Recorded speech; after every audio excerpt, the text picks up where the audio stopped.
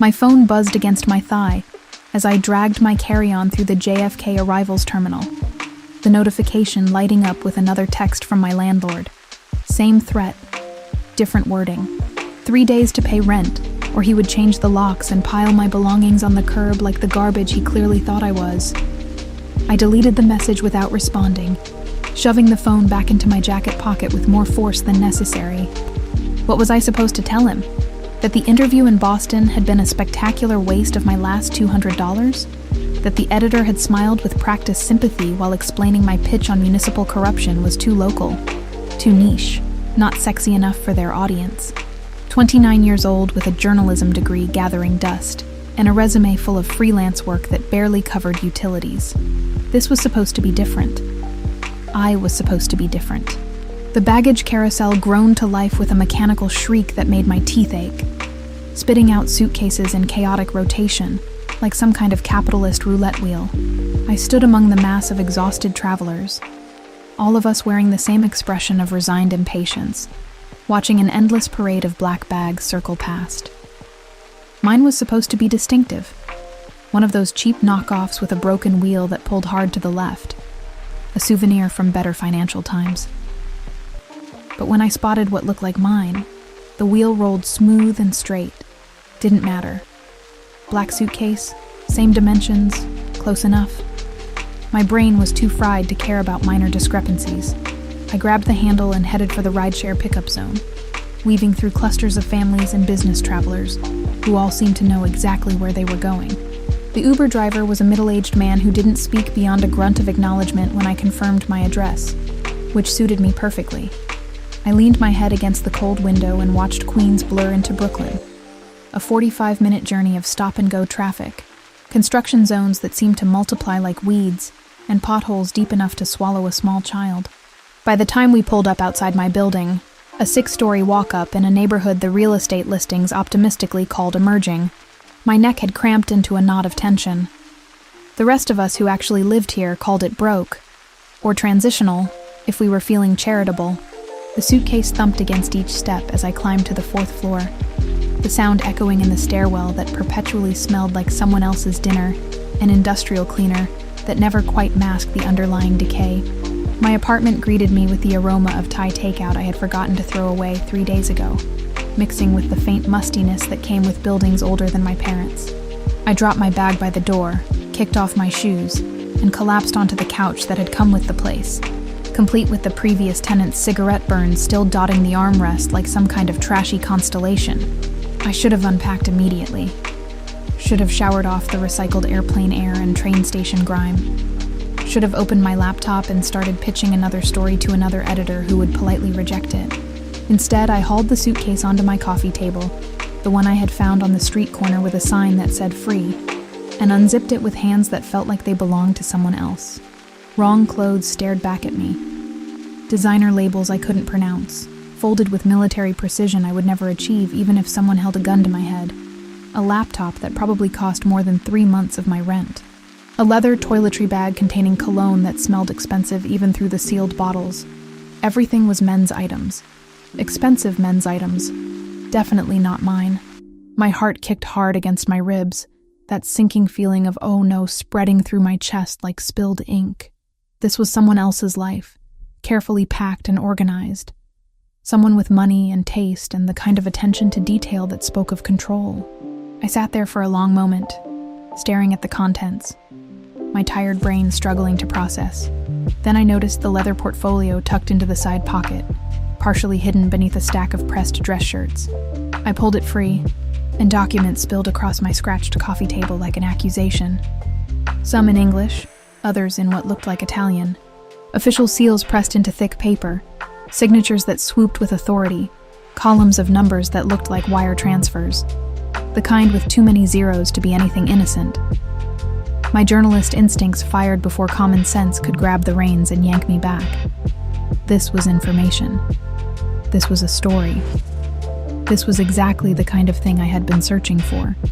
Evidence of something bigger than myself, bigger than my failing career and overdue rent. I grabbed my phone and started photographing everything.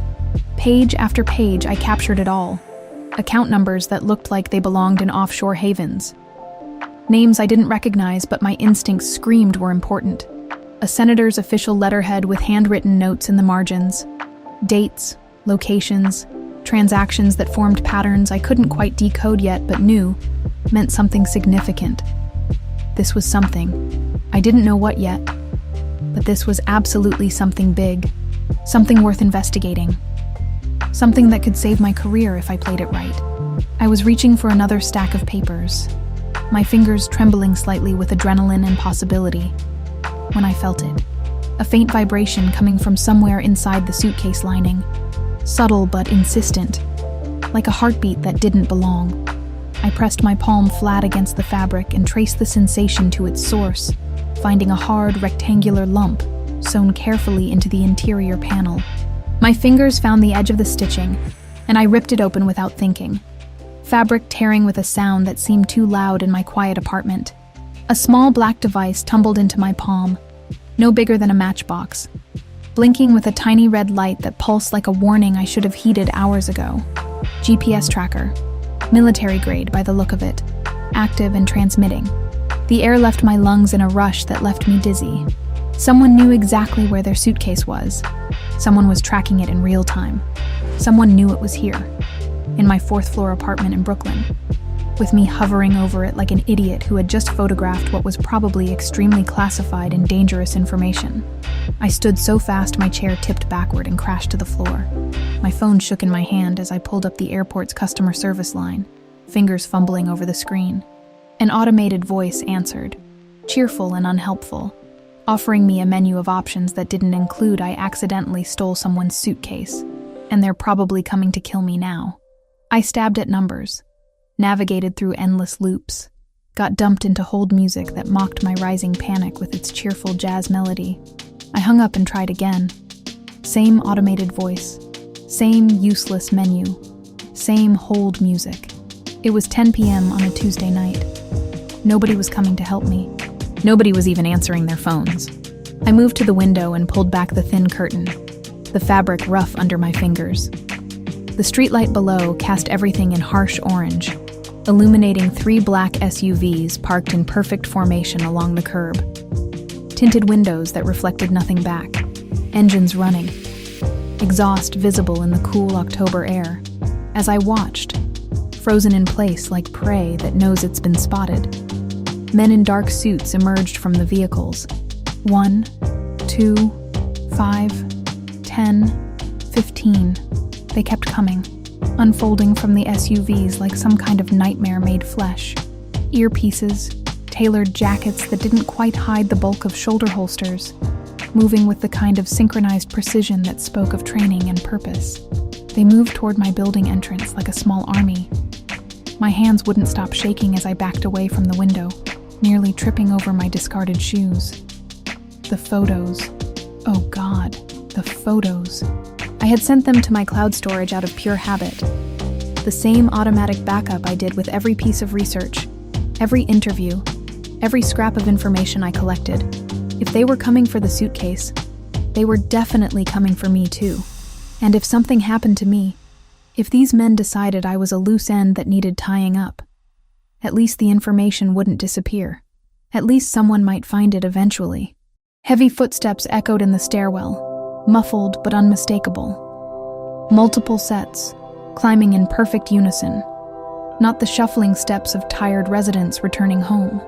These were purposeful, inevitable. I looked at my apartment door, with its standard builder-grade lock and flimsy chain that wouldn't stop a determined teenager, let alone what sounded like a tactical team. Nothing I owned would slow down whoever was coming. I wasn't built for this. I wrote about corruption from the safety of coffee shops. I didn't confront it in my own living room. The footsteps grew louder, closer. 3rd floor, then 4th floor. My floor. I grabbed my phone and shoved it deep in my pocket.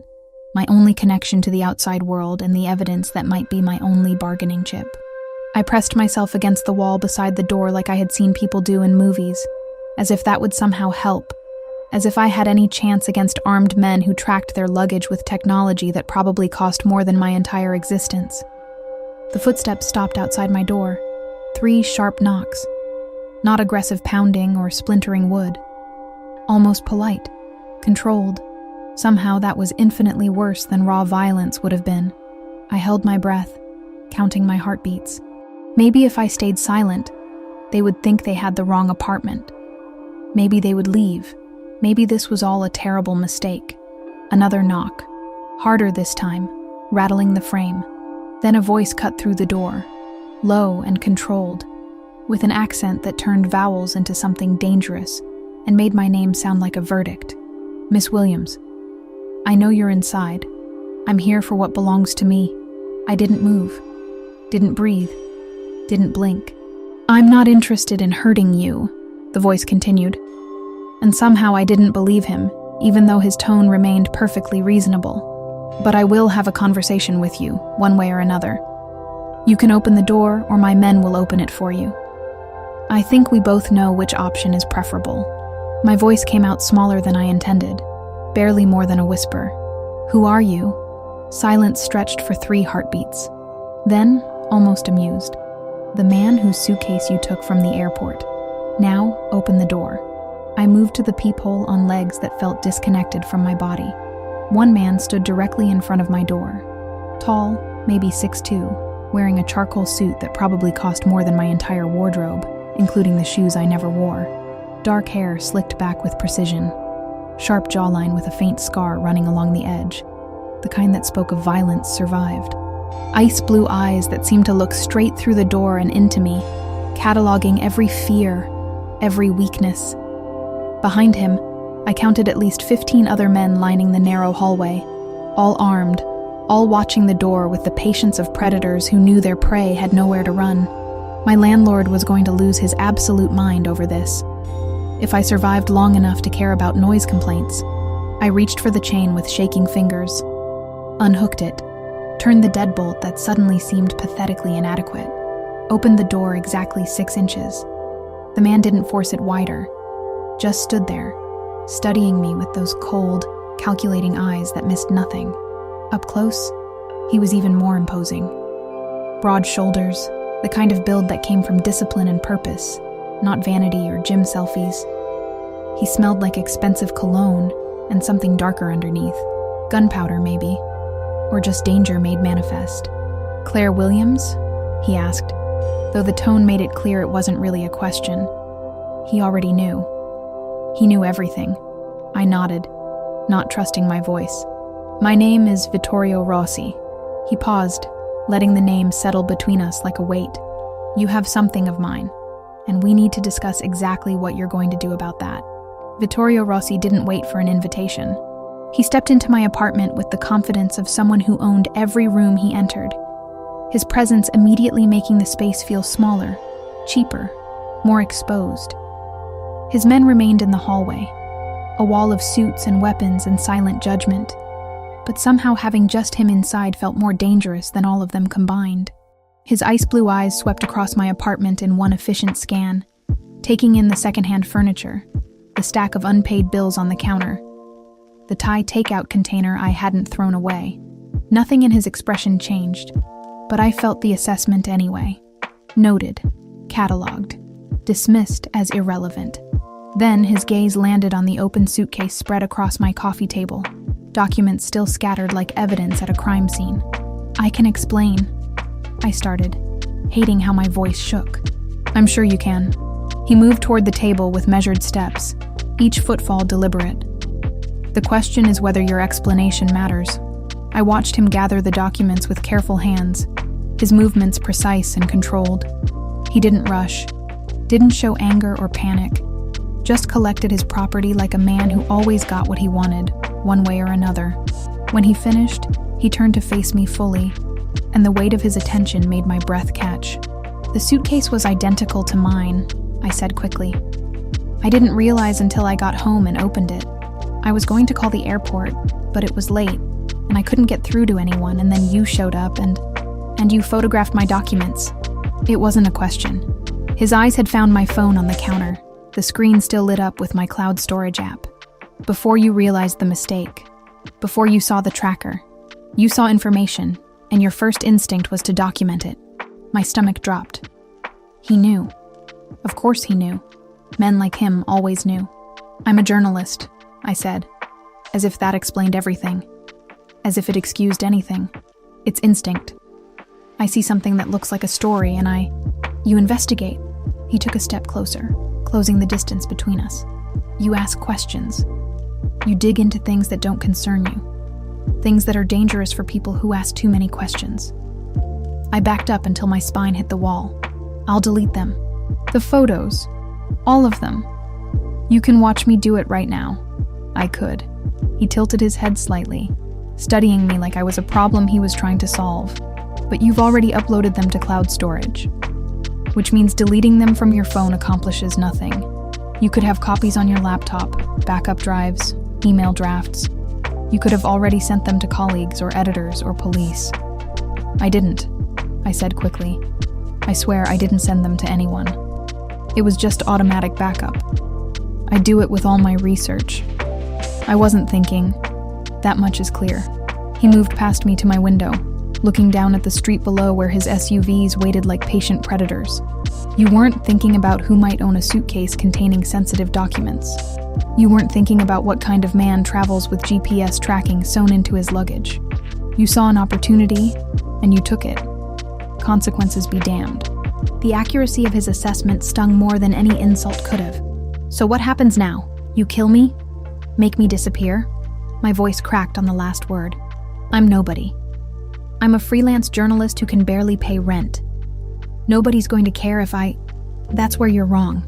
He turned from the window to face me again. You're a journalist. Which means if you disappear, especially after being seen at an airport where security cameras captured you taking my suitcase, there will be questions, investigations, the kind of attention I don't need and don't want. Hope flickered in my chest, small and desperate. So, you're not going to kill me. I didn't say that. His expression remained neutral, unreadable. I said it would be inconvenient. There's a difference. The hope died as quickly as it had sparked. He pulled out his phone, the device looking small in his large hand, and made a call. The conversation was brief, conducted in rapid Italian that I couldn't follow. When he finished, he returned his attention to me. My men are retrieving your actual suitcase from the airport. They'll bring it here. In the meantime, you and I are going to establish some ground rules. Ground rules, I repeated numbly. You have information I can't allow to be public. Information that could destroy carefully constructed arrangements, endanger lives, start wars. He said it matter-of-factly, like he was discussing the weather. I need to know that information stays contained, which means I need leverage over you. You have 15 armed men in my hallway, I pointed out. Seems like plenty of leverage. Violence is crude, temporary. Fear fades, courage returns, people get stupid. He moved to my couch and sat down like he owned it. Like he owned everything in this apartment, including me. I prefer insurance policies that don't require constant maintenance. I stayed pressed against the wall, trying to make sense of his words through the adrenaline flooding my system. What kind of insurance?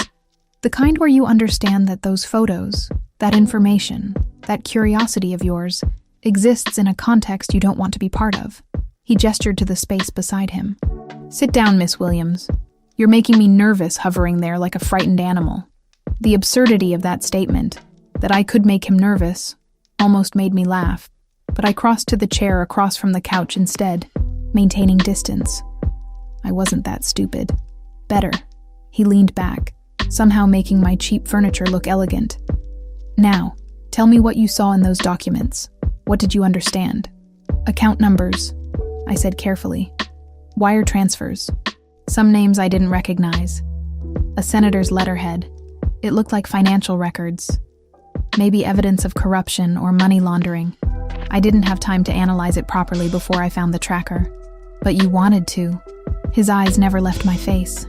You wanted to dig deeper, to investigate, to expose whatever you thought you'd found.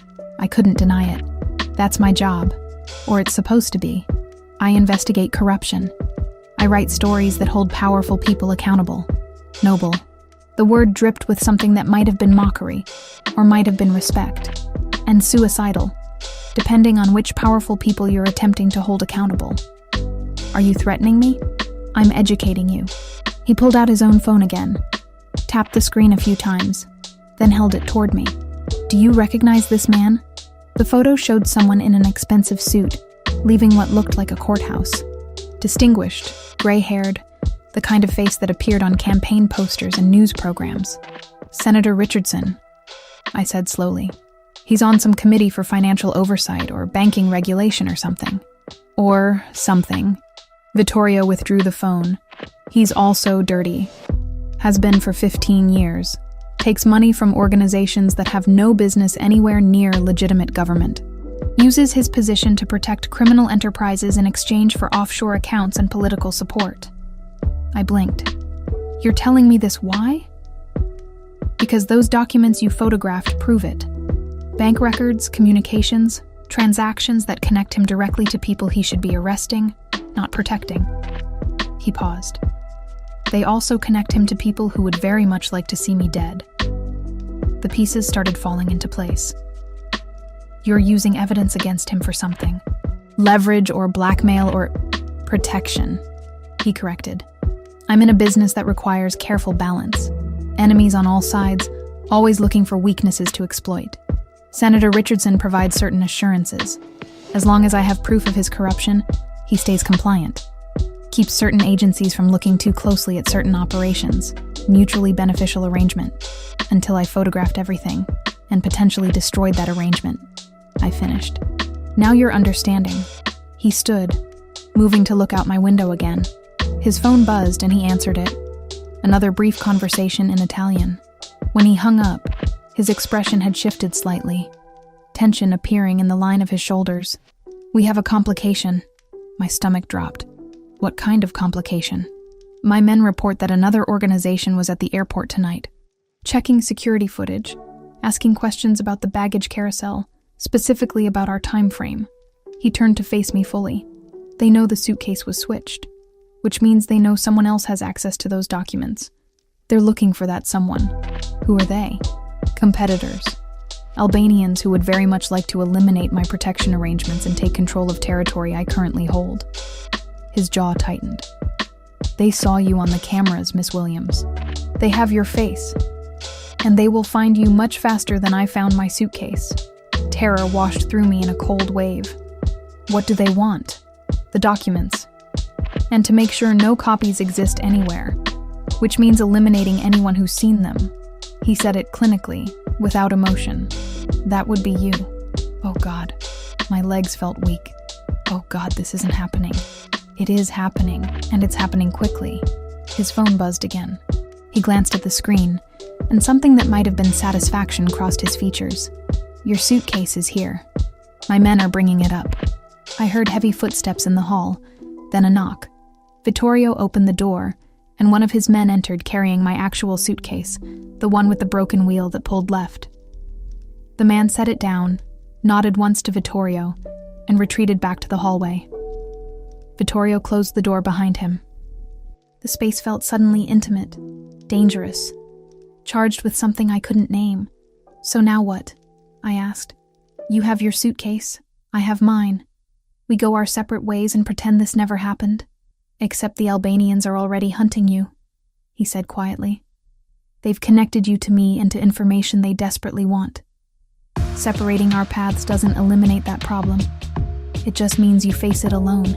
The implication hung in the air between us, heavy and inescapable. "You're saying I need protection. I'm saying you're a target now, whether you want to be or not. The only question is whether you face what's coming with someone who can actually keep you alive, or whether you hide in this apartment and hope they don't find you." He moved closer, his presence overwhelming my senses. We both know how that hope would work out. I looked at him, at the cold calculation in his eyes that warred with something else, something almost like concern, and realized I was out of options. Had been since the moment I opened that suitcase. If I agree to protection, what does that cost me? Your cooperation, your silence, your word that those documents never see the light of day. He held out his hand, palm up, waiting. And your trust, at least temporarily, that keeping you alive serves my interests as much as yours. I stared at his outstretched hand. Strong fingers, a scar across the knuckles, calluses that spoke of violence lived and survived. Taking it meant stepping into a world I'd only ever written about from the outside.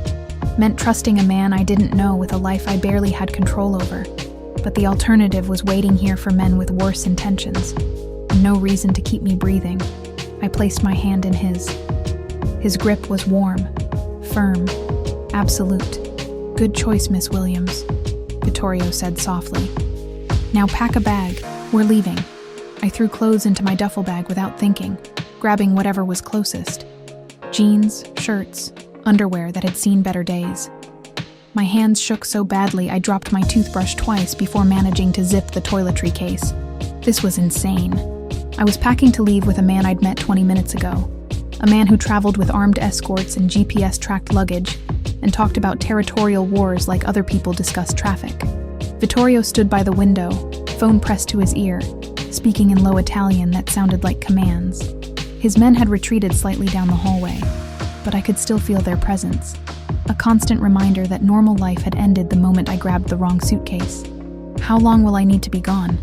I asked, shoving my laptop into the bag. "As long as it takes to neutralize the threat." He ended his call and turned to face me. "A few days, maybe longer. I have work. Deadlines. Not that they pay much, but I can't just disappear. You can, and you will." His tone left no room for argument. "Unless you'd prefer to stay here and see how long it takes the Albanians to find you. I estimate 6 hours. Maybe less if they're motivated." I zipped the bag closed with more force than necessary. "You know, your reassurance skills could use some work." Something that might have been amusement flickered across his face. There and gone so quickly I might have imagined it. "I prefer honesty over comfort. Comfort gets people killed." "Fantastic life philosophy," I muttered, slinging the bag over my shoulder. He moved to the door, opened it slightly, and spoke to one of his men in Italian. The man nodded and disappeared down the stairs. Vittorio returned his attention to me. "My car is being brought to the back entrance. We'll exit through the basement service door. Less exposure. You've done this before." It wasn't a question. "Moving valuable assets from dangerous situations?" He held my gaze. "More times than I can count." The word asset sat wrong in my chest, but I didn't have time to examine why. We moved into the hallway where his men waited, silent and efficient. They formed a loose perimeter around us as we descended the stairs, their eyes constantly scanning, hands near weapons I tried not to look at directly. The basement smelled like mildew and old concrete, lit by a single flickering bulb that cast everything in sickly yellow. Vittorio's hand found the small of my back, guiding me toward a door I'd never noticed in the 3 years I'd lived here. One of his men pushed it open, checked the alley beyond, then nodded. We stepped out into October night air that cut through my jacket. A black SUV idled near the dumpsters, exhaust visible in the cold. The same man who'd brought my suitcase opened the back door, and Vittorio gestured for me to enter first. The interior smelled like leather and that expensive cologne Vittorio wore. I slid across the seat and he followed, the door closing with a heavy thunk that felt final. 2 of his men climbed into the front. The driver pulled out of the alley smoothly. No squealing tires or dramatic acceleration, just steady movement through Brooklyn streets that looked different through tinted windows. "Where are we going?" I asked, watching my neighborhood disappear behind us. "Hamptons. I have a property there that's secure." Vittorio was already on his phone again, typing something with quick, precise movements. "It'll take about 3 hours with current traffic patterns." 3 hours trapped in a car with a man whose last name I'd learned less than an hour ago. Perfect. I leaned my head against the window and tried to process the reality of my situation. This morning I'd been worried about rent. Now I was fleeing from Albanian mobsters with a man who probably wasn't much better. We'd been driving for maybe 20 minutes when I heard it. A dull boom that rattled the windows, distant but unmistakable. I twisted in my seat to look back through the rear window. An orange glow lit up the skyline behind us, roughly where my building would be, growing brighter, spreading. "What the hell was that?" I whispered. Vittorio had already turned to look, his jaw tightening. Explosion. Ground level or just above from the size of it. He barked something in Italian to the driver, then placed a call. The conversation was sharp, urgent. Questions fired faster than answers could form. My apartment. That was my apartment building. That orange glow was my home. my neighbors, everything I owned that I hadn't shoved into this duffel bag. They hit my building. My voice came out hollow, disconnected from my body. They actually blew up my building. Not the building. Your floor specifically, or near it. Vittorio's voice was clinical, analyzing. They wanted to eliminate you and any evidence you might have had. Files, computers, backup drives. Burn it all. There are other people in that building. Families, kids. My hands clenched into fists. They could have killed. That's not their concern. He ended his call and turned to face me fully. My men are reporting that emergency services are responding. The explosion was contained to your floor and the one below. There will be injuries, probably fatalities, but it could have been worse. Could have been worse. As if that made it acceptable. As if people weren't bleeding or dying or losing everything because I'd taken the wrong suitcase from an airport carousel. This is my fault, I said quietly. If you hadn't, they would have found another excuse. Vittorio's hand moved as if to touch my shoulder, then stopped. These people don't need justification for violence. They need targets and opportunities. You became both the moment you took that suitcase, but the violence itself? That's who they are. I wanted to argue, to push back against the absolution he was offering, but my brain couldn't form coherent thoughts. I just stared out the window at highway lights blurring past, while my old life burned behind me. The drive stretched into silence, broken only by Vittorio's periodic phone calls, each one clipped and efficient. He was coordinating something, moving pieces on a board I couldn't see.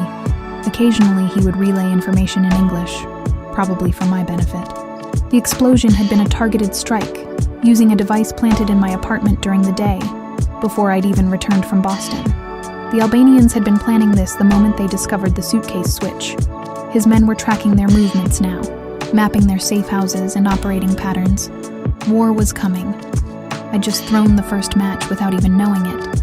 We crossed into Long Island, leaving the city lights behind for stretches of darkness interrupted by occasional towns.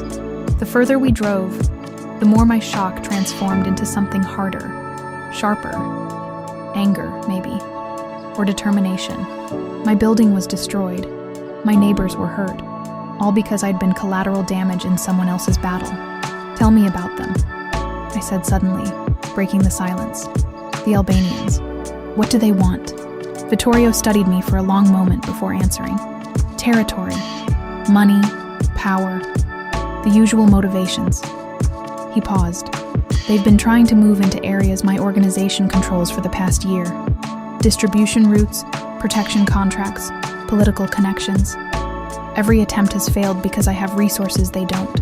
Insurance, leverage, the documents, I said. Among other things. He shifted slightly, his arm resting along the back of the seat. They know I have proof of Senator Richardson's corruption. They know that proof keeps him compliant, keeps law enforcement at a distance. If they could eliminate that insurance and expose the senator themselves, they'd remove my protection while gaining their own. So those documents are worth killing for. Those documents are worth starting a war for. He said it like it was obvious, like I should have understood this from the beginning. Which is why you having copies, even accidentally, made you the most dangerous person in New York tonight. I turned to face him fully, studying his profile in the dim light from passing street lamps. Sharp features, that scar along his jaw, the kind of face that belonged to old Italian paintings of warriors and kings. You could have killed me, destroyed my phone, wiped my cloud storage, made me disappear. It would have been simpler. Simpler isn't always better. His ice blue eyes found mine. You're a journalist, Miss Williams. You ask questions, you investigate, you expose truth. Those are dangerous skills in my world. But they're also valuable, especially when pointed in the right direction. You want me to investigate something. Understanding clicked into place. That's why you're keeping me alive. Not out of mercy or because it's inconvenient to kill me. You think I'm useful. I think, he said slowly, choosing words carefully, that you stumbled into a situation much larger than a simple suitcase mix-up. And I think that situation might require exactly the kind of skills you possess. He leaned forward slightly. But first, we need to keep you breathing long enough to use them. The SUV turned off the main highway onto smaller roads, then through gates that opened automatically at our approach. A long driveway stretched ahead, lined with trees that looked ancient in the headlights. Then the house appeared. Calling it a house was like calling the ocean a puddle. 3 stories of stone and glass, lit from within, perched on what looked like private beachfront. "This is your idea of secure?" I asked, staring at the mansion. 12-foot walls surrounding the entire property, armed guards rotating in 8-hour shifts, surveillance covering every approach, safe room in the basement with independent power and communications. He rattled off security measures like someone else might list amenities. Also, it's registered under a shell corporation that takes 6 weeks to trace back to me. "Yes, Miss Williams, this is secure." The SUV stopped in front of massive doors that looked like they belonged on a cathedral. More men in suits emerged from the shadows, speaking rapidly to Vittorio in Italian. He responded while climbing out, then turned back to offer me his hand. I ignored it and climbed out myself, clutching my duffel bag like it was the last piece of my old life. Which, given the explosion, it might actually be. The interior of the house matched the exterior's grandeur. Marble floors, artwork that looked original and priceless, furniture that probably cost more than I'd earned in my entire career. Everything was elegant, expensive, designed to impress and intimidate in equal measure. A woman appeared from one of the hallways, older, dressed simply but with the bearing of someone used to authority. She spoke to Vittorio in Italian, gesturing toward the upper floors. He nodded and turned to me. "Lucia will show you to a guest room. There's a bathroom attached, everything you should need. Try to get some rest." He was already moving toward what looked like an office, phone back at his ear, slipping into his role like armor. Wait, I didn't know what I wanted to say, just that the thought of being alone in this massive house made my chest tight. "What happens tomorrow?" He paused in the doorway, backlit by office lights. "Tomorrow we figure out how to keep you alive, and how to use what you know to end this before more people die." His eyes met mine across the distance. "Tomorrow, Miss Williams, we go to war." Then he was gone, and Lucia was leading me up a curved staircase to a bedroom that could have fit my entire apartment twice over. She said something in Italian I didn't understand, smiled kindly, and left me alone. I dropped my bag on a bed that looked too perfect to actually sleep in, and walked to the window. Below, I could see guards patrolling the grounds, dark figures moving through carefully maintained gardens. Beyond them, the ocean stretched black and endless under a moonless sky. Somewhere out there, men were hunting me. My home was destroyed. My life as I knew it had ended in the time it took to grab the wrong suitcase, and the only thing standing between me and death was a man whose last name meant nothing to me this morning, but now felt like the only solid thing in a world gone insane. I pressed my forehead against the cold glass and tried not to think about the orange glow I'd seen in my rearview mirror. Tried not to count the ways this could still go wrong. Failed on both counts. Morning arrived through unfamiliar windows, sunlight cutting across a bed too large and too comfortable to belong to my reality. For 3 blessed seconds, I forgot where I was, forgot why my chest felt tight and my thoughts scattered.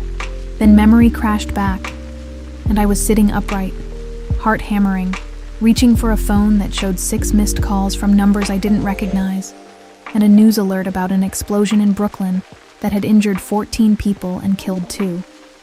2 people dead because I'd taken the wrong suitcase. I showered in a bathroom larger than my destroyed bedroom, using products that probably cost more than my grocery budget, trying to scrub away the guilt that clung to my skin like smoke. It didn't work. The woman in the mirror looked like me, but felt like someone else. Someone who'd crossed a line she couldn't uncross. Lucia found me wandering the hallway 20 minutes later, still damp-haired and disoriented. She smiled kindly and gestured for me to follow, leading me through corridors that felt designed to confuse, past rooms I glimpsed but couldn't catalog, until we reached a dining room with windows overlooking the ocean. Vittorio sat at the far end of a table that could seat 20, laptop open, phone pressed to his ear, speaking rapid Italian that sounded like he was issuing orders rather than having a conversation. He glanced up when I entered, held up one finger in a wait gesture, and continued talking. Lucia set a plate in front of me, eggs and toast and fruit arranged with care I didn't deserve, then disappeared as silently as she'd arrived. I picked at the food while Vittorio finished his call. He looked different in morning light, less like a figure from a nightmare, and more like a man who simply happened to be very good at dangerous things. His suit was different from last night, but equally perfect. His hair still precisely styled despite the early hour. Only the faint shadows under his eyes suggested he'd slept as poorly as I had. "You should eat," he said, closing his laptop. "It's going to be a long day. 2 people are dead." I set down my fork. "Because of me. Because of the Albanians," he corrected. "You didn't plant that explosive. You didn't make the choice to kill civilians to send a message. They did. Semantics." I pushed the plate away. "If I hadn't taken your suitcase, then they would have found another excuse to escalate." He stood and moved to pour coffee from a carafe I hadn't noticed. "This war was coming regardless. You just happened to be the catalyst. Wrong place, wrong time, wrong suitcase." He set a cup in front of me, the coffee dark and strong. Exactly what I needed. "That's supposed to make me feel better? It's supposed to make you understand the reality you're operating in now." He sat down closer to me than the massive table required. "Guilt is useless here. Productive anger, however, is valuable." I took a long drink of coffee, letting the heat burn away some of the numbness. "You want to use my anger. I want to use your skills." He opened his laptop again, turned it so I could see the screen. Documents filled the display. The same ones I'd photographed last night, plus others I hadn't seen. "You're a journalist who investigates corruption. Well, here's more corruption than you could expose in a lifetime. Senator Richardson is just the surface." I found myself leaning forward despite my better judgment, eyes scanning the information. Account numbers, shell corporations, transactions spanning years. Names I recognized from news reports, faces I'd seen on television. Evidence of a network that went deeper than I'd imagined. "Why are you showing me this?" I asked carefully. "Because the Albanians don't just want these documents to eliminate my leverage. They want them to take Richardson's place in the arrangement." Vittorio zoomed in on a specific transaction chain. "They've been building their own insurance policy, gathering their own evidence, planning to expose the senator publicly while offering themselves as alternative partners to the people he was protecting. So they destroy your protection while gaining their own." I followed the logic. "That's actually smart. It's brilliant." He didn't sound upset about it, just analytical, which is why it can't succeed. I looked up from the screen to find him watching me. Those ice-blue eyes measuring, calculating. "What do you need from me?" "Your expertise, your journalist's eye for patterns and connections." He pulled up another file, this one showing a map with locations marked. "I need to know how they're building their case, where the vulnerabilities are, how to dismantle their strategy before they can execute it. You want me to investigate them." Understanding settled cold in my stomach. "To use my skills to help you win a mob war. I want you to survive." He closed the laptop. "And survival means ending this threat permanently. You can't go back to your old life, Miss Williams. That apartment is gone. Those neighbors know your face from news reports about the explosion. The Albanians know who you are and what you've seen. Your only path forward is through this situation, not around it." The truth of his words sat heavy in my chest. "So I help you, or I spend the rest of my life running. Or you help me, and you get something valuable in return." He leaned back in his chair. "A story. The biggest expose on political corruption you'll ever write. Evidence that could bring down not just a senator, but an entire network of corrupt officials. Your name on the byline, your career resurrected, your credibility established beyond question." It was tempting. God, it was tempting. Everything I'd wanted, everything I'd been chasing with my failed pitches and rejected articles, handed to me on a silver platter soaked in blood. "And all I have to do is help you destroy your enemies first," I said. "All you have to do is tell me what you see in these files that I might be missing." He opened the laptop again. "I know numbers and operations. You know stories and how to tell them. Different perspectives, Miss Williams. That's all I'm asking for." We worked through the morning, Vittorio bringing up documents while I analyzed them with fresh eyes. He was right. I did see things he missed. Patterns in the transactions that suggested money laundering schemes more sophisticated than simple wire transfers. Names that connected to journalists and media outlets. potential plants for when the Albanians wanted to leak their own evidence. A timeline that indicated they were planning something big within the next 2 weeks. "They're moving fast," I said, pointing to a series of dates. "Whatever their endgame is, it's coming soon. They want to strike before you can reinforce your position." Vittorio's jaw tightened. "Which means we have less time than I thought." Lunch came and went. More food I barely tasted while we dug deeper into the files. Vittorio made calls in Italian, occasionally putting me on speaker to share something I'd discovered. His men responding with information that painted a clearer picture of the Albanian operation. They were larger than I'd realized, better funded, with connections that stretched into legitimate business and government. "How do you fight something this big?" I asked during a rare pause. "The same way you expose corruption in journalism." He was reviewing notes on a legal pad, his handwriting precise and controlled. "Find the weak points, apply pressure, watch everything collapse from the inside. Except your version involves actual violence, not just ruined careers. Sometimes." He didn't look up from his notes. "Violence is a tool, not the goal. The goal is stability. Territory secured, operations protected, wars ended before they spread. That's a very corporate way to describe organized crime," I observed. "That's because it is corporate." He set down his pen and met my gaze. Different products, different methods, same fundamental structure. Supply and demand, risk management, competitive strategy. I run a business, Miss Williams. It just happens to operate outside legal boundaries. And people die in your business. People die in every business. His expression didn't change. Arms manufacturers, pharmaceutical companies, banks that foreclose on families. Death is everywhere. I'm just more honest about my role in it. I wanted to argue, to push back against the moral equivalence, but I'd spent enough time investigating corporate corruption to know he wasn't entirely wrong. The legal world had plenty of blood on its hands, just better public relations. We were deep into analyzing a shell corporation's transaction history when Vittorio's phone rang with a tone I hadn't heard before, urgent and sharp. He answered in Italian, his whole body going tense. The conversation was brief, clipped, ending with what sounded like a command. He stood abruptly. "We have a situation. The Albanians know about this property. They're planning something for tonight." Ice flooded my veins. "How do they know?" "Money, probably. Someone on my security team, or someone with access to property records." He was already moving toward the door. "It doesn't matter how.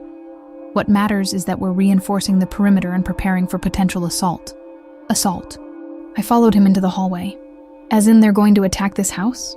"They're going to try." He stopped and turned to face me fully. "Which is why you're going to stay in the secure room downstairs until this is resolved. Lucia will take you there now." "Wait." I grabbed his arm without thinking, felt the solid muscle beneath expensive fabric. "What are you going to do?" "My job." He looked down at my hand on his arm, then back to my face. "Protect what's mine and eliminate threats. Standard procedure, Miss Williams." "Claire," I said suddenly, "if I'm staying in your house, hiding in your secure room while people try to kill us both, you should probably call me Claire." Something shifted in his expression, the cold calculation warming fractionally. "Claire." He said my name like he was testing it, seeing how it fit. "Stay in the secure room until I come for you personally. Don't open the door for anyone else, even if they say I sent them." "Understood?" I nodded, not trusting my voice. He reached up and covered my hand with his, the contact brief but deliberate. "I've kept more important things safe with worse odds. You'll be fine." Then Lucia was there, urgency in her movements as she guided me toward the stairs. I looked back once to see Vittorio already on his phone, commanding in Italian while men in suits materialized from rooms I hadn't known existed, all of them armed, all of them moving with purpose. The secure room was exactly what he'd described: reinforced walls, independent power, monitors showing every angle of the property. Lucia showed me the supplies, the communications equipment, the panic button that would summon immediate response. Then she squeezed my shoulder with surprising gentleness and left, the heavy door sealing behind her with a sound like a vault closing. I sat on the cot provided and watched the monitors as Vittorio's men took positions around the property. Watched as he stood in what looked like a command center, coordinating with calm efficiency, watched as the sun began setting over the ocean, turning everything gold and red like the world was already burning. And I waited for the war to come find us. 3 days passed without attack. 3 days of waiting in luxury that felt increasingly like a cage, no matter how gilded. The Albanian assault never materialized. Or if it did, Vittorio's security intercepted it before it reached the property. He wouldn't tell me which. Just appeared each evening to inform me the threat remained active, that I needed to stay inside, that patience was required. Patience. As if I had any choice. I spent the time doing what I did best, digging through the files he'd given me access to, building timelines and connections, writing analysis that looked like journalism, but served his war. The work kept my hands busy, and my mind focused on something other than the 2 dead neighbors whose names I'd learned from news reports. Sarah Chen, 63, retired teacher. Marcus Wright, 37, bartender with a 6-year-old daughter. Their blood was on my hands whether Vittorio's logic absolved me or not. On the 4th evening, I found him in his study, rather than him finding me. The door was open, warm light spilling into the hallway, and through it I could see him at his desk. Jacket discarded, sleeves rolled to his elbows, reading something on his laptop with the kind of focus that made the rest of the world disappear. I knocked on the door frame. "Do you ever sleep?" He looked up, surprise flickering across his features before control reasserted itself. "Occasionally. Do you?" "Not well." I stepped into the study, drawn by curiosity and something else I didn't want to name. "I've been going through the Albanian financial records. I think I found something." Interest sharpened his gaze. "Show me." I moved around his desk, pulled up the file on his laptop, pointing to the transactions I'd flagged. "Here. These patterns don't match their other operations. The amounts are too specific, too regular. It's not drug money or protection payments. What is it?" He leaned closer to study the screen, close enough that I could smell his cologne mixed with coffee and exhaustion. "Payroll, I think, for something consistent and ongoing." I traced the dates. Every 2 weeks like clockwork. Started 6 months ago and hasn't stopped. That's not how criminal enterprises usually operate. Too predictable, unless they're paying for something legitimate that requires consistent funding. His eyes tracked the numbers with frightening speed. "How many recipients?" "At least 30 that I can confirm. Probably more if I had access to their full network." I pulled up another file. "And look at this. Several of these accounts belong to people with government positions. Low-level clerks, administrative assistants, but all of them work in offices that handle sensitive information." Understanding dawned across his face. They've embedded people. Not corrupting existing officials, but placing their own. A slow infiltration rather than a quick takeover. I felt the familiar thrill of uncovering something hidden. It's smarter than what Richardson was doing. Instead of compromising people in power, they're creating a network from the ground up. Vittorio sat back in his chair, fingers steepled against his lips. This changes everything. If they have people inside the infrastructure, they don't need to expose Richardson to gain protection. They can simply wait until their network is strong enough and eliminate all of us simultaneously. How long until that happens? Months. Maybe a year. He was already calculating, planning. But it means the immediate threat might be lower than we thought. They're playing a longer game. Relief and frustration warred in my chest. "So I can leave? Go back to some version of normal?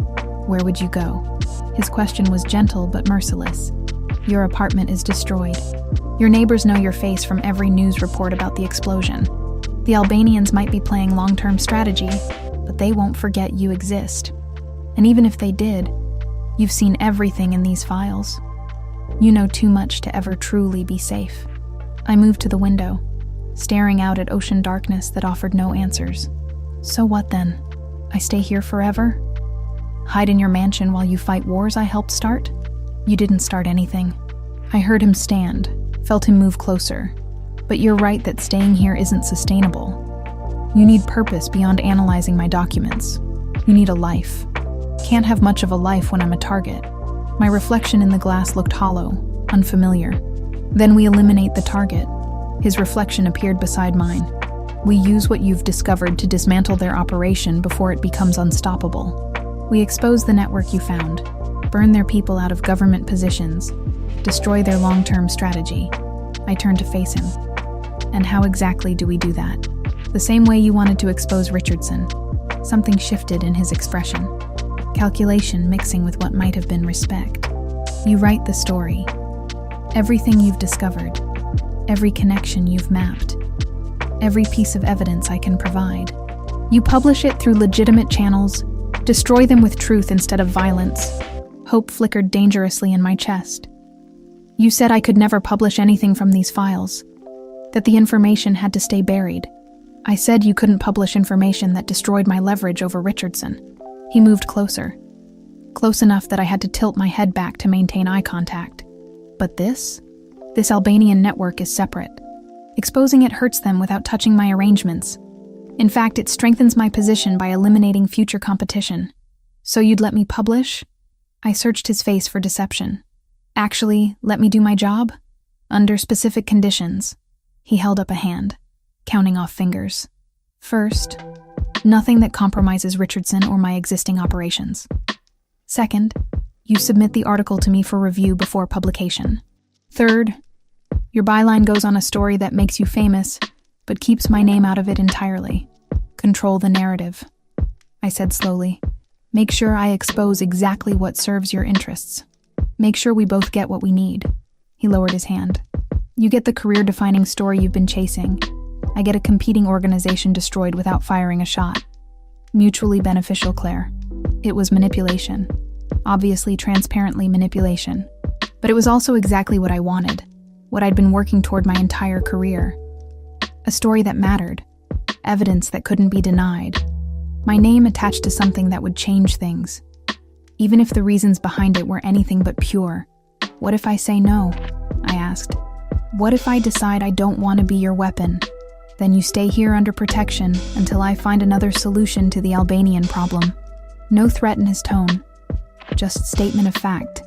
You'd be safe, comfortable, but ultimately useless. I don't think that's what you want. He was right, and we both knew it. Useless was worse than compromised. Hiding was worse than fighting, even if the fight served someone else's agenda. If I do this, I said carefully, I write it my way. No censorship beyond protecting your operations. No forcing me to lie or distort facts. The story has to be real, has to be true, or it's worthless. Agreed. He extended his hand. You write truth. I ensure that truth serves us both. Partnership, not puppetry. I looked at his outstretched hand, strong and scarred and steady. Shaking it meant committing to something that went beyond simple survival. Meant becoming an active participant in his world rather than an accidental victim of it. Meant choosing him, in whatever complicated way that choice manifested. I took his hand. His grip was warm, firm, absolute. Partnership, I echoed. Good. He didn't release my hand immediately. Now comes the difficult part. Convincing editors to publish a story sourced from anonymous intelligence without revealing where that intelligence came from. I can do that. Professional confidence steadied my voice. I've built credibility over years. Editors trust my research even when I can't reveal sources. Then we start tomorrow. He finally released my hand, the absence of contact somehow louder than its presence. Tonight you should rest. Actually rest, not lie awake analyzing files until dawn. I could say the same to you. I gestured at his desk, the organized chaos of documents and empty coffee cups. You look like you haven't slept properly in days. I haven't. He moved back to his desk, already reaching for his laptop like the brief moment of connection had never happened. But sleep is negotiable when wars hang in the balance. So is perspective. I don't know what made me brave enough to step closer again. You told me guilt is useless. Doesn't exhaustion fall into the same category? He paused, fingers hovering over keys. Are you actually concerned about my sleep schedule? Or is this strategic questioning? Can't it be both? I moved to lean against his desk, forcing him to acknowledge my presence. You need me sharp and functional for this partnership to work, which means you need to be equally sharp and functional. Basic logic, Vittorio. His name felt strange in my mouth. intimate in a way his surname hadn't been. From his expression, he noticed. Basic logic. He repeated slowly, "And here I thought you were developing actual concern for my well-being. Maybe I am." The admission surprised me as much as it seemed to surprise him. "You've kept me alive when it would have been easier to eliminate me. You're offering me a way forward instead of just protection. That deserves something more than cold pragmatism in return." Silence stretched between us, heavy with things neither of us knew how to articulate. He looked at me like he was solving an equation that kept changing variables. Like I was a problem he couldn't quite categorize. "You're dangerous," he said finally, quietly. "Not because of what you know or what you can expose. Because you make me consider things beyond strategy and survival." My heart kicked against my ribs. Is that bad? I don't know yet. He stood, closing the distance between us, until I had to tilt my head back to maintain eye contact. In my world, anything that makes you vulnerable is usually fatal, but you're already making me rethink rules I've followed for years. What rules? The question came out breathier than intended. One's about keeping assets at emotional distance, about not confusing protection with possession. His hand lifted as if to touch my face, then stopped halfway. About not wanting things I can't afford to want. "And what do you want?" I barely recognized my own voice. His ice blue eyes darkened. "Right now? To kiss you. To forget about Albanian networks and political corruption and war strategies long enough to taste your mouth and feel something real." The air between us crackled with tension I'd been ignoring for days. "So why don't you?" "Because once I start, I won't want to stop." His control was slipping, visible in the tension of his jaw, the tightness of his shoulders. "And you deserve better than being another thing I take because I can. Maybe I want to be taken." The words escaped before wisdom could stop them. "Maybe I'm tired of being protected and analyzed and kept at arm's length like I'm something fragile." "You are something fragile." But his hand finally moved, fingers tracing my jawline with devastating gentleness. "You're also something fierce and brilliant, and so far outside my usual experience, I don't have protocols for handling you." "Then stop handling me." I leaned into his touch. "And just be with me. No strategy, no protocols, no thinking 5 moves ahead." His thumb brushed across my lower lip. "You're asking me to abandon everything that's kept me alive this long. I'm asking you to trust that maybe, for once, being vulnerable won't kill you." I reached up to cover his hand with mine. "Or maybe I'm asking you to trust me." "Same thing, really." He kissed me. Finally, inevitably, like gravity had been pulling us toward this moment since he'd stood in my apartment doorway with ice in his eyes and violence at his back. His mouth was fierce and hungry, tasting like coffee and something darker. Something that felt like need he'd been denying too long. I kissed him back with equal hunger, fingers threading through his precisely styled hair, messing it up in ways that felt like small victories. He pulled me flush against him, and I went willingly, desperately, needing the contact like I needed air. When we finally broke apart, both breathing hard, his forehead rested against mine. "This complicates everything," he said. "I know." I smiled despite myself, "But I don't think I care." "You should." But he kissed me again anyway, softer this time, like he was memorizing the taste. "We both should. Probably." I pulled back just enough to meet his gaze. "But we won't." Because complicated is apparently where we both live now. Something that might have been a laugh escaped him. "You truly are dangerous, Claire Williams." "Good." I kissed the corner of his mouth. "Someone needs to keep you on your toes." He held me there against his desk, in his study, in his mansion that was both sanctuary and prison. And for the first time since grabbing the wrong suitcase, I felt like something other than a victim or an asset. I felt like a person, complicated, confused, possibly making terrible decisions, but undeniably, recklessly alive, even if I wasn't sure either of us would survive whatever came next.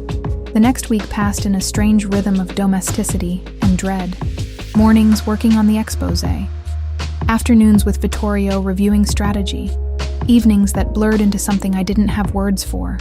We didn't talk about what had happened in his study, didn't analyze or define, or put labels on the way his hand found mine during meetings, or the way I'd started appearing at his door when nightmares woke me at 3 a.m.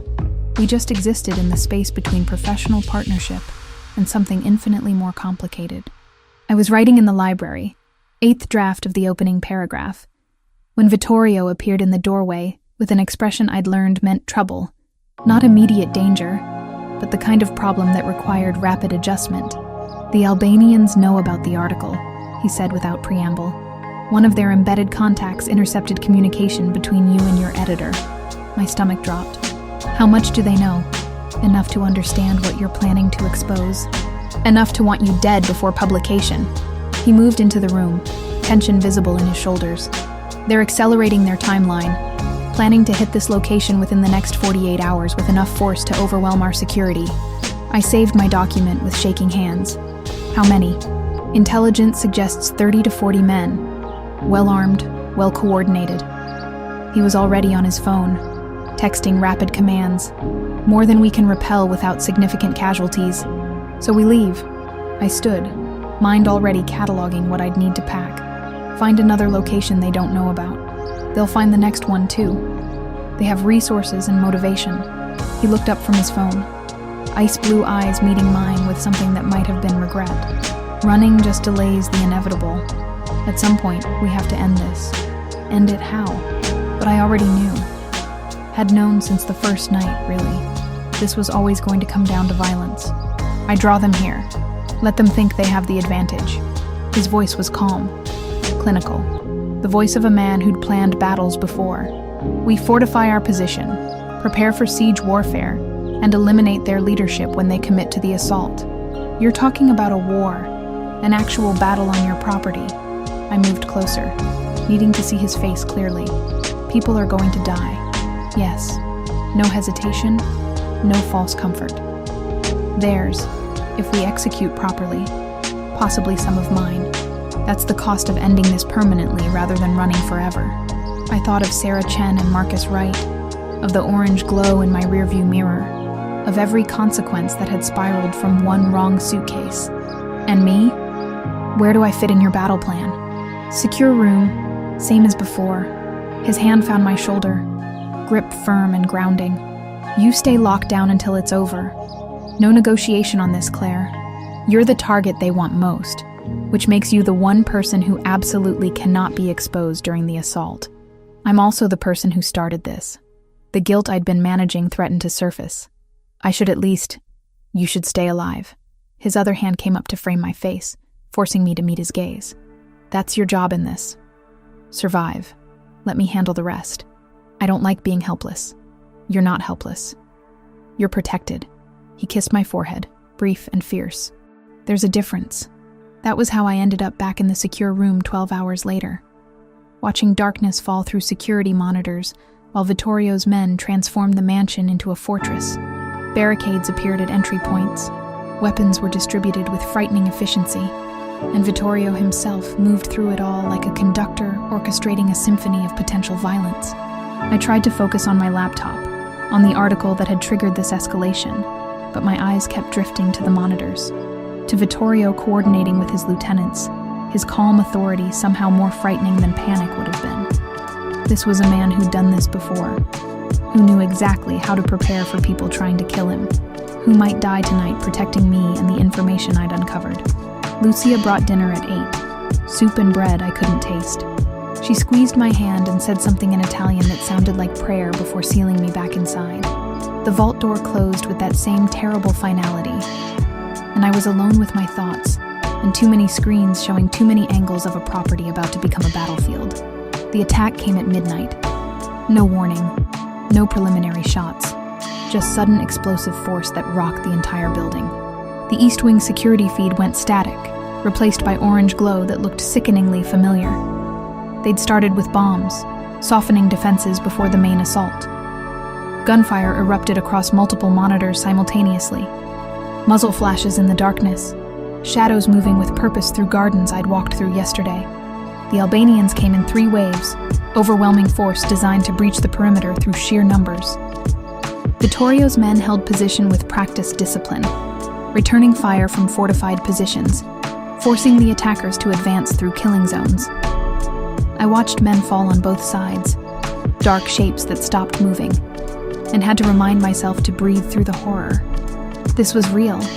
This was happening because of me. On the central monitor showing the main command center, I could see Vittorio directing the defense, phone pressed to his ear while studying tactical displays. His suit jacket was gone, sleeves rolled up, gun visible in a shoulder holster he hadn't been wearing earlier. He looked dangerous in ways that should have terrified me, but instead made my chest tight with something that felt dangerously close to fear of losing him. The second explosion took out the west perimeter wall, and suddenly there were men flooding onto the property from multiple angles. Too many, too coordinated, pushing past outer defenses with calculated aggression. Vittorio barked orders I couldn't hear, and his men adjusted positions, falling back to secondary defensive lines. They were being overrun. Despite preparation, despite fortification, despite everything, there were simply too many attackers. I watched Vittorio grab his own weapon and move toward the main entry hall, watched him take position with his men rather than directing from relative safety. He was fighting alongside them, protecting his home and his people and me with his own hands. The monitor showing the secure room hallway flickered with movement. 3 Albanian fighters had breached interior defenses, moving toward my location with clear purpose. They knew where I was, knew exactly where the secure room sat. My heart hammered against my ribs as they reached the vault door. One pulled out what looked like cutting equipment, industrial grade, designed for exactly this kind of barrier. The door that was supposed to keep me safe suddenly felt like a tomb. On another monitor, I saw Vittorio notice the interior breach. Saw him break from his position and run toward the basement stairs, shouting into his phone. 2 of his men followed, but they were dealing with their own attackers, couldn't provide immediate support. He was coming for me, through a battlefield, through people trying to kill him. He was coming because I was down here and in danger. The cutting equipment sparked against the vault door, white hot and relentless, maybe 2 minutes before they breached. Maybe less. Vittorio appeared on the hallway monitor, coming around the corner at a dead run. The 3 Albanians heard him, turned, weapons rising. He didn't slow down, just fired twice with precision that spoke of training. I hadn't fully understood until this moment. 2 men dropped. The third returned fire, and Vittorio dove behind a support column, pinned down 10 feet from my door, while the 3rd Albanian continued working on the cutting equipment. I couldn't do nothing. Couldn't sit here watching while he fought alone. The secure room had a weapons locker, emergency provisions for exactly this scenario. My hands shook as I opened it, finding a handgun I barely knew how to use, and a fire extinguisher that might work as a weapon if I was desperate enough, which I absolutely was. The vault door shuddered as cutting equipment made progress, a thin line of light appearing along the seal. 30 seconds, maybe less. On the monitor, Vittorio was exchanging fire with the 3rd Albanian, neither able to advance without exposing themselves. A standoff that would end badly the moment the vault door opened and I became the easier target. I grabbed the fire extinguisher, positioned myself beside the door, and waited. Every second stretched infinite. Every breath felt like it might be my last. The vault door swung open with a mechanical groan. The Albanian stepped through, weapon raised, scanning for me. I swung the fire extinguisher with everything I had, connecting with his shoulder hard enough to throw off his aim. His shot went wide, hitting concrete instead of flesh. Vittorio appeared in the doorway behind him, no hesitation, putting 2 rounds center mass before the man could recover. The Albanian collapsed, and suddenly Vittorio was there, hands on my shoulders, eyes wild with something between fury and terror. "Are you insane?" His voice was raw. "You could have been killed. So could you." I was shaking so hard my teeth rattled. "I saw you on the monitors. You came alone. I came because you're down here." His grip tightened. "Because leaving you unprotected was unacceptable. So is letting you die protecting me." The words tumbled out unchecked. "Do you understand that? You can't die. I can't watch you die." Something in his expression cracked. "Claire." Gunfire echoed from upstairs, closer now. He tensed, calculating. "We need to move. This position is compromised." He pulled me into the hallway, keeping his body between me and potential threats. Weapon raised and ready. We moved through corridors I barely recognized, past bodies I tried not to look at, toward a back exit I hadn't known existed. Outside, the property was chaos. Fires burning, men still fighting in pockets across the grounds, the sharp crack of gunfire mixing with shouted commands in multiple languages. Vittorio guided me toward the tree line where 2 of his men waited with a vehicle. "Get her to the secondary location," he ordered in English, probably for my benefit. "Don't stop. Don't deviate. Don't trust anyone. Wait." I grabbed his arm. "You're not coming? I need to finish this." He looked back at the mansion, at the battle still raging. My men are still fighting. I won't abandon them. Then I'm not leaving either. I held my ground despite the terror screaming at me to run. We're partners, remember? That means we don't abandon each other. Partners don't require the other to watch them die. He cupped my face with his free hand, the one not holding a gun. "Please, Claire. Let me end this knowing you're safe. That's the only thing that makes this worth it." I wanted to argue, to fight, to refuse to be protected while he walked back into danger. But I also understood what he was asking. Trust. The same trust I demanded from him in his study. "You come back to me," I said fiercely. "However this ends, you come back. That's the deal." He kissed me, hard and desperate, and tasting like smoke and fear. Deal. Then he was pushing me toward the vehicle, toward his men who pulled me inside despite my protests. The door closed and we were moving, accelerating away from the mansion while I watched through the rear window as Vittorio ran back toward the burning building, back toward the war, back toward danger I couldn't protect him from. I pressed my hand against the glass and prayed to gods I wasn't sure I believed in that he'd keep his promise. That partnership meant something beyond convenient arrangements and strategic alliances. That he'd survive long enough to discover whether what we'd started was real, or just 2 people finding comfort in the darkest possible circumstances. The mansion disappeared behind trees in distance, orange glow marking its location like a beacon. I closed my eyes and waited for news I wasn't sure I wanted to receive. The secondary location was a penthouse in Manhattan, fortified and anonymous, where I spent 4 hours pacing expensive hardwood while Vittorio's men maintained tactical silence. No updates, no information. Just grim-faced guards who wouldn't meet my eyes and the slowly lightening sky beyond bulletproof windows that told me dawn was coming whether I was ready or not. My phone sat on the kitchen counter, useless. Every number I might call would either not answer or couldn't help. I was trapped in a luxury cage waiting to learn if the man I'd kissed 12 hours ago was alive or bleeding out in the ruins of his mansion. When the door finally opened at 6 a.m., I spun around expecting Vittorio. Instead, one of his lieutenants entered, the one I'd heard him call Sergio. His suit was torn, dried blood on his collar, exhaustion carved into the lines around his eyes. "He's alive," Sergio said before I could ask. "Injured, but alive. Being treated at a private facility." Relief hit so hard my knees buckled. I caught myself against the counter. "How badly injured?" "Gunshot wound to the shoulder, through and through, clean exit. He's had worse." Sergio moved to pour himself coffee with steady hands that had probably killed men hours ago. "He's asking for you." I grabbed my jacket without hesitation. "Take me to him." The private facility was a clinic in a neighborhood I didn't recognize. The kind of place that asked no questions and kept no official records. Sergio led me through hallways that smelled like antiseptic and old money, to a room where Vittorio sat on an examination table, torso bare except for the professional bandaging covering his left shoulder, arguing with a doctor in Italian. He looked up when I entered, and something in his expression shifted, softened. "You're supposed to be at the safe house. You're supposed to be invincible." I crossed to him, needing to confirm with my own hands that he was real and breathing. Guess we're both disappointing expectations. His good arm came around my waist, pulling me close. "The attack is over. We held position long enough for reinforcements. Most of their assault team is dead or captured, including their leadership. And yours?" I touched the edge of his bandage carefully. "How many did you lose?" 3 confirmed dead. 7 wounded, 2 critically. His jaw tightened. Acceptable losses given the circumstances, but still losses. I thought about 3 families receiving news their loved ones weren't coming home. 3 more deaths in a war that started with a wrong suitcase. "I'm sorry. Don't." His grip on my waist tightened. Those men knew the risks. They died protecting what's theirs.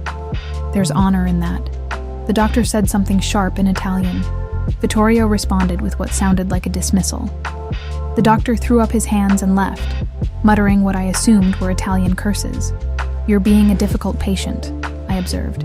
"He wants me to stay for observation. I have more important things to do." He was already reaching for his shirt with his good arm, wincing at the movement. I helped him, easing fabric over bandages with more gentleness than he probably deserved. Like what? The Albanian leadership is eliminated. Their assault failed. What's left? Consolidation. Making sure their remaining organization understands the new hierarchy. Securing territory before someone else tries to claim it. He stood, steadier than he should be with a bullet wound. "And finishing what you started. The article." Understanding clicked into place. "You still want me to publish?" "More than ever." He pulled out his phone, typed one-handed with practiced ease. "The attack last night gives you a hook. Albanian criminal organization attempts mass violence to prevent exposure of corruption network. It's not just about financial crimes anymore. It's about public safety." I watched him work through pain and exhaustion, planning his next move before the current crisis had fully resolved. "You never stop, do you? Never just pause to process or recover?" "Processing is for when the war is won." He sent whatever message he'd been composing and focused on me fully. "Right now we have a window. Their organization is fractured, their leadership dead, their people scared. If you publish in the next 48 hours, you can expose the embedded network before anyone has time to cover their tracks or consolidate under new command." He was right. Journalistically, strategically, this was the perfect moment. Strike while the enemy was weakest, publish while the story had maximum impact. But the calculation of it, the immediate pivot from life-or-death combat to media strategy, felt inhuman. "You were almost killed 6 hours ago," I said quietly. "Doesn't that warrant even a moment of just being human?" Something flickered across his face. Being human gets people killed. Being strategic keeps them alive. He moved closer, his good hand coming up to cup my cheek. "I learned that when my father died, because he trusted the wrong person. Let emotion override judgment. I won't make his mistake." The pain beneath his words was old and deep. What happened to him? A supposed ally invited him to negotiate territory disputes. My father went alone, believing in honor among thieves. His thumb traced my cheekbone. They executed him and sent me photographs to make sure I understood what trust costs. I covered his hand with mine. "How old were you?" 22, old enough to inherit his organization. Young enough to make 1,000 mistakes learning how to run it. His eyes were distant, looking at memories I couldn't see. I swore I'd never let emotion compromise my judgment again. Never trust based on feeling rather than evidence. Never value anything more than survival. And yet you came back for me last night. I held his gaze. Alone, through a battlefield, despite tactical wisdom saying I was acceptable collateral damage. "You're not collateral damage." The words came out fierce, almost angry. "You're—" He stopped, jaw working like he was fighting against something he couldn't quite articulate. "I'm what?" I pressed. "Important." He said it like the admission cost him something. "To the plan, to the strategy, to exposing the Albanians. You're important." "Just to the plan?"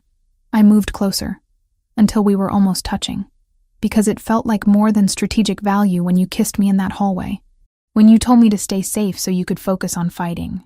His forehead dropped to rest against mine. "You're terrifying, you know that?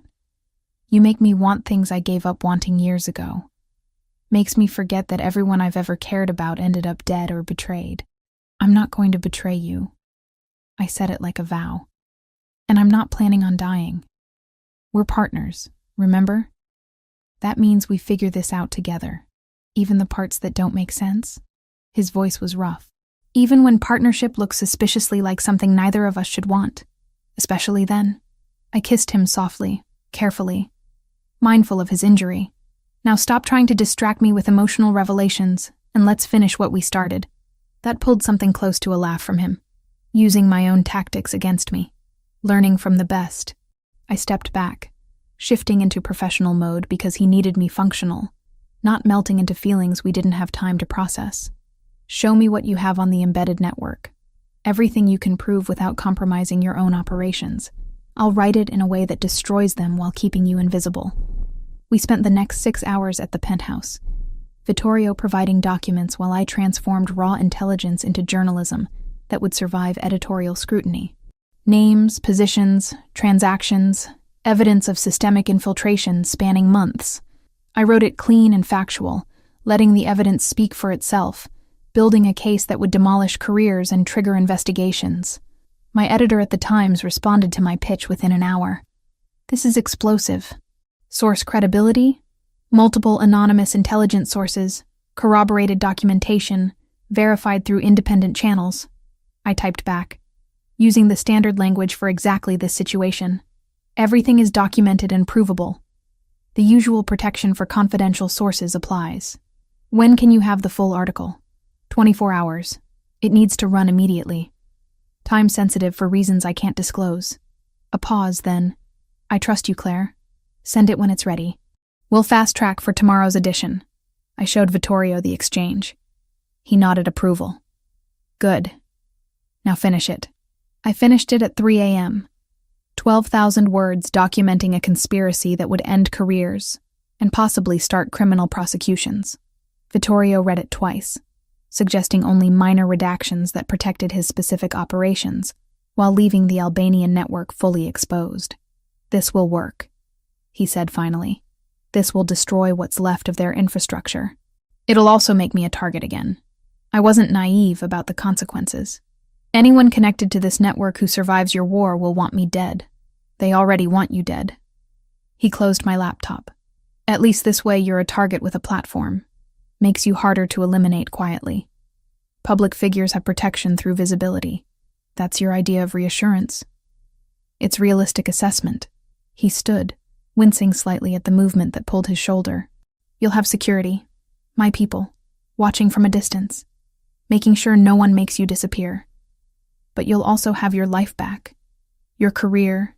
Your name on stories that matter. That's what you wanted, isn't it? It was. Exactly what I'd wanted before a wrong suitcase turned my world sideways. But something about the way he phrased it, like he was already planning my exit from his life, made my chest tight. And you? I asked. Where do you fit in this future where I'm a public figure with your invisible protection? Where I've always fit. In the shadows. Handling problems before they reach you. He said it like it was obvious. You can't be connected to me publicly, Claire. Association would destroy your credibility and put you in more danger than any protection could mitigate. So, we just what? Pretend this never happened? I gestured between us. Partnership ends the moment my article publishes. Partnership continues differently, but his expression was closed, controlled, from a distance appropriate to both our survival. That's bullshit. Anger flared, hot and sudden. You're doing it again. Calculating strategic value instead of acknowledging that maybe, possibly what's between us matters beyond tactical considerations. What's between us is dangerous, he said quietly. For both of us. You make me vulnerable in ways I can't afford, and I make you a target in ways you shouldn't have to live with. So you're protecting me by pushing me away. I stood, needing to match his height, his presence, making decisions for both of us based on your damage and your rules. Based on reality, his control was cracking. I've seen what happens to people I care about. They become leverage, become targets, become collateral damage in wars they never asked to fight.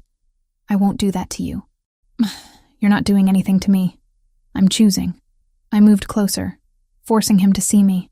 I'm choosing to finish this fight we started. I'm choosing to use my platform to expose corruption. And I'm choosing you, even though it's complicated and dangerous and probably stupid. Claire? No. I cut him off. You told me partnership means trust. So trust that I know what I'm risking. Trust that I'm strong enough to handle it. Trust that maybe, just maybe, I'm worth the vulnerability. He stared at me like I was the equation he couldn't solve, a problem that refused to follow predictable patterns. Then his good arm came around me, and he was kissing me like the world was ending. like I was the only solid thing in a life built on violence and strategy and careful emotional distance. When we finally broke apart, both breathing hard, he rested his forehead against mine. "You're going to get us both killed." "Probably." I smiled despite everything. "But at least it'll be interesting." He laughed. Actual laughter that sounded rusty from disuse. "You're insane." "I'm yours." The words escaped before caution could stop them. "If you want me." His ice-blue eyes held mine, and for the first time since I'd met him, I saw something besides calculation and control. I saw want, raw and undeniable and terrifying in its honesty. "I want you." He said it like a confession. "More than I've wanted anything in years, which is exactly why this is dangerous. Then be dangerous with me." I touched the edge of his bandage. "Send the article. End this war. And figure out what we are when the smoke clears." He kissed me again, softer this time, like a promise. "When the smoke clears." I sent the article to my editor at dawn. It published 12 hours later under my byline, front page above the fold. Exactly the career-defining story I'd always wanted. Senator Richardson was arrested within hours. 14 government employees were suspended pending investigation. The Albanian network I'd exposed began crumbling as people scrambled to save themselves. And somewhere in the shadows, Vittorio Rossi consolidated his victory, while keeping his promise to protect the journalist, who'd accidentally stolen his suitcase, and somehow stolen something far more valuable in the process. 6 weeks after publication, I stood in my new office overlooking Central Park, reading congratulations emails from colleagues who'd never returned my pitches before. The Pulitzer nomination had arrived yesterday. 3 major networks wanted me for interview segments. My inbox overflowed with opportunities that would have seemed impossible 2 months ago. I should have felt triumphant. Instead, I felt oddly hollow. The apartment Vittorio had arranged sat empty most nights. Too large, too perfect, too much like a gilded cage I'd chosen but didn't quite inhabit. He visited occasionally, always late, always careful to arrive and leave unseen. We'd fall into each other with desperate hunger, like people stealing moments between wars. But morning always came with the same careful distance. Partnership from appropriate distance, just like he'd promised. I hated it. My phone buzzed with a text from an unknown number. "Dinner tonight. The usual place. 8 o'clock. The usual place was a restaurant with private rooms and owners who knew when to forget faces. I'd been there 4 times in 6 weeks, always with Vittorio, always in shadows that kept us separate from the public life I was building.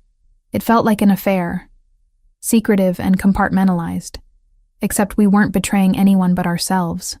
I arrived at 8, wearing the kind of dress I never used to own. Designer label courtesy of money I'd never asked for, but that appeared anyway. Vittorio's way of providing without acknowledging he was doing it. The host recognized me with a discreet nod and led me to a private room where Vittorio already waited. He looked good, better than he had 6 weeks ago, with a bullet wound and exhaustion carved into his features. The shoulder had healed cleanly, leaving only a scar he'd probably add to his collection without comment. Tonight he wore a navy suit that made his ice-blue eyes even more striking, and when he stood to greet me, something in my chest twisted painfully. This wasn't sustainable. Couldn't be. "You look beautiful," he said, pulling out my chair. "You look alive." I sat, accepting the wine he poured, which is more than I expected after that battle. "I'm resilient." He settled across from me, close enough to touch but maintaining careful distance. "How are you handling the attention? The nomination must be overwhelming." "It's surreal." I took a drink, buying time to organize thoughts that felt scattered. 3 months ago, I couldn't get editors to return my calls. Now I'm being courted by every major publication in the country. You earned it. The article was exceptional. The article was possible because of you. I held his gaze. Because you trusted me with information that could have destroyed you as easily as it destroyed them. Calculated risk that paid off for both of us. But his expression suggested the calculation had involved variables he hadn't fully accounted for. Your career is established now. You have options, opportunities, the kind of future you wanted. The way he said it made my stomach drop. Why does that sound like a goodbye speech? He set down his glass with careful precision. Because I've been thinking about what's best for you going forward. about how my continued presence in your life limits your opportunities rather than expanding them. Don't. I cut him off before he could build momentum. Don't make decisions for me based on what you think I need. Someone has to think clearly. His control was perfect, but I'd learned to see beneath it. You're building something important, Claire. A reputation, a platform, actual influence. Association with me jeopardizes all of that. So you're protecting me again. Anger flared hot and familiar, pushing me away from my own good without asking what I actually want. What you want isn't always what's best for you. He leaned forward slightly. You're 29 years old with your entire career ahead of you. I'm 34 with more blood on my hands than I can count, and enemies that multiply faster than I can eliminate them. This isn't sustainable. You keep saying that word. Sustainable. I set down my own glass before I threw it. Like we're a business arrangement that needs quarterly review, instead of two people who actually care about each other. Caring isn't enough. His voice was quiet but firm. Caring doesn't stop bullets or prevent investigations or protect you from the reality of what I am. I know what you are. I leaned forward to match his posture. I've known since you showed up at my apartment with 20 armed men. I'm not naive, Vittorio. I'm not some innocent you need to shield from harsh truth. I'm a journalist who's investigated organized crime for years. I understand exactly who you are and what you do. Understanding intellectually is different from living with it daily. His jaw tightened. From looking over your shoulder constantly. From wondering if every car following you is surveillance or assassination. From knowing that people you love become leverage against you. Is that what this is about? Understanding clicked into place. You're scared. Not of what might happen to you, but what might happen to me because of you. I've seen it before. The admission came rough. People I cared about targeted because someone wanted leverage over me. My father. 2 of my closest friends. A woman I thought I might build something with before she was kidnapped and murdered to send me a message. His eyes were distant. Haunted. I won't watch that happen to you. The pain beneath his words was raw and real. So instead, you'll just push me away preemptively. Protect me by making sure I never matter enough to be used against you. Yes. No hesitation. No apology. Because that's the only thing that keeps you safe in the long term. I stood, needing movement to channel the emotions threatening to overwhelm strategic thinking. What if I don't want to be safe? What if I want to choose the dangerous option because it means actually living instead of just surviving? Then you're thinking with emotion instead of logic. He stood as well, following me to the window overlooking the city. And emotion gets people killed. So does isolation. I turned to face him. So does cutting yourself off from anything meaningful because you're terrified of losing it. You told me your father died because he trusted the wrong person. Let emotion override judgment. But maybe the real lesson isn't to never trust anyone. Maybe it's to trust the right person and fight like hell to protect them. I am protecting you.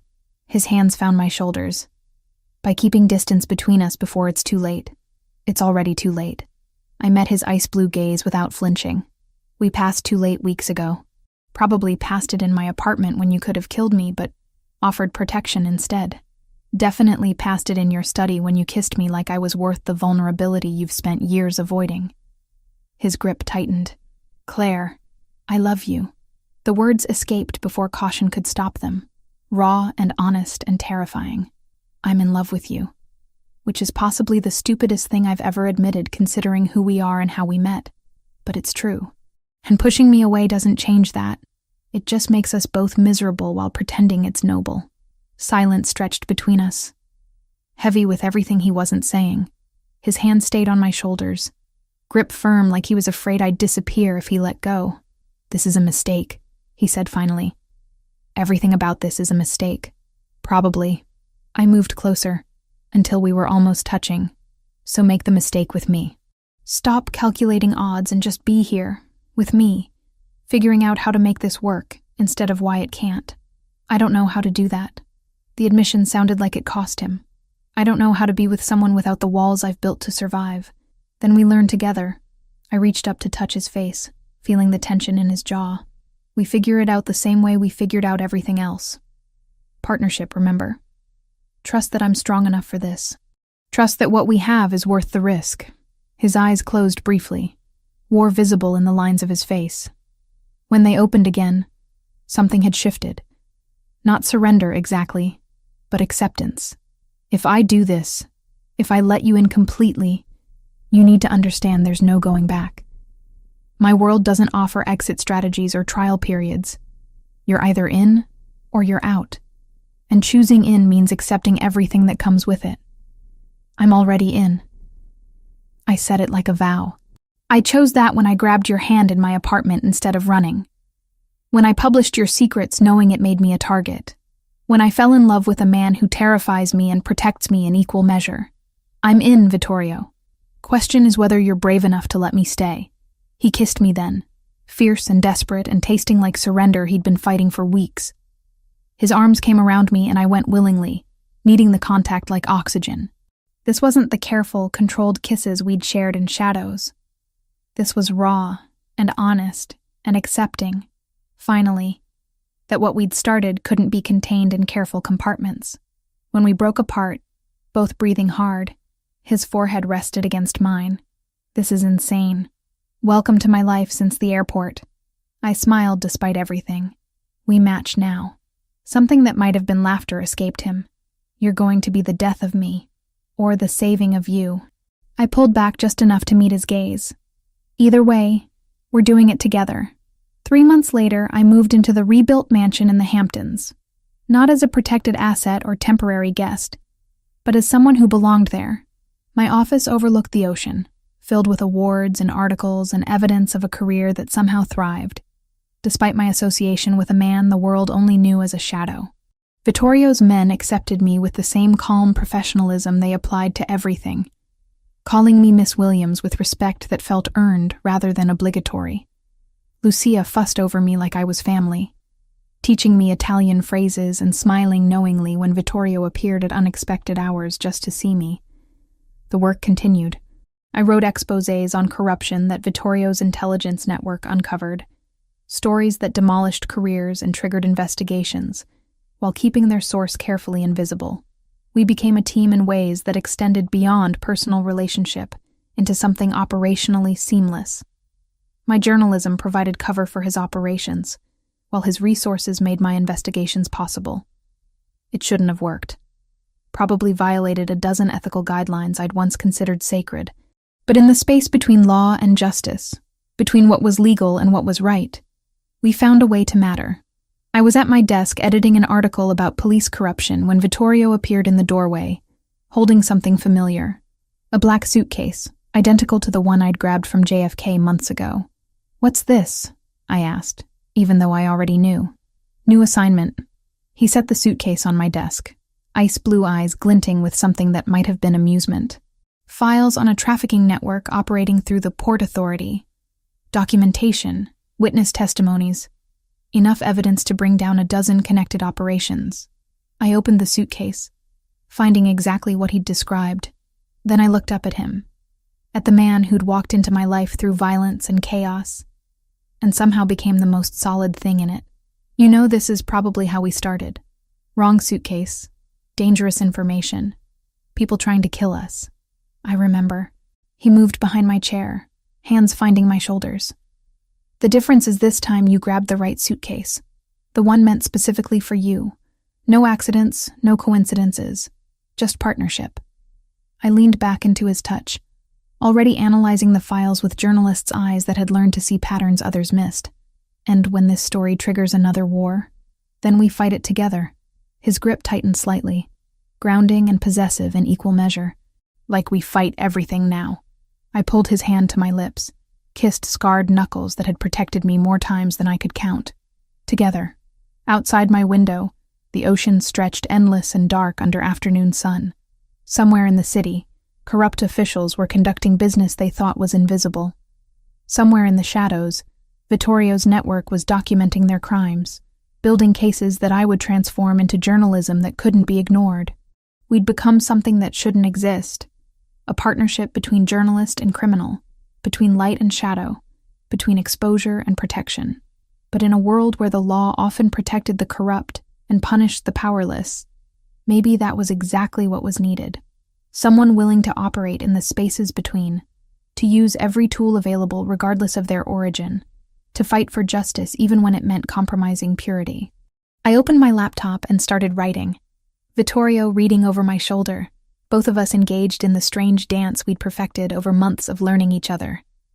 My words, his intelligence, our combined determination to burn down systems that deserved burning. Starting with the wrong suitcase had led me here, to a life I never imagined, with a man I shouldn't want, doing work that existed in moral gray spaces I'd once thought were indefensible. But looking at the evidence spread before me, at the opportunity to expose trafficking networks that destroyed lives, at the man whose presence behind me felt like home despite every logical reason it shouldn't, I couldn't bring myself to regret a single moment. Not the terror of that first night, not the explosion that killed my neighbors, not the war that taught me what violence actually looked like when it wasn't sanitized for headlines. All of it had led here, to purpose and partnership, and a love that made no sense but somehow worked anyway. I started typing, and Vittorio's hand found mine, and together we began dismantling another network of corruption that thought itself untouchable. Wrong suitcase, right destination.